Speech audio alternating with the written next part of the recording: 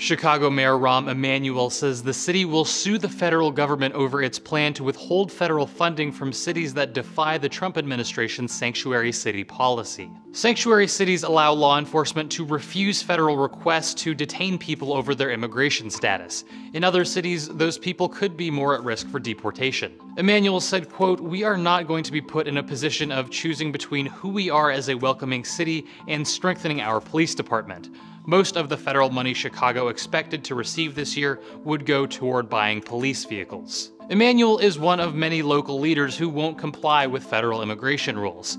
New York City, Los Angeles, and dozens of counties across the US refuse to hold undocumented immigrants either because they don't want to or because it's just too expensive.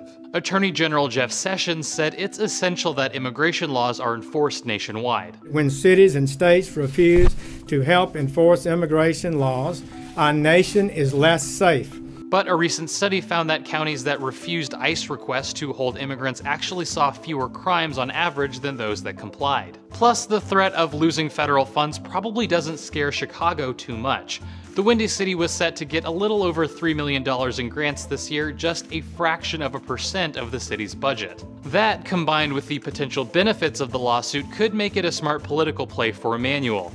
The Chicago Tribune called it a, quote, "relatively low-stakes gambit with some political upside for Emanuel as he courts support from Latinos." Some state and city attorneys believe the White House is overstepping its authority, saying Congress should be the one deciding where federal funds are spent.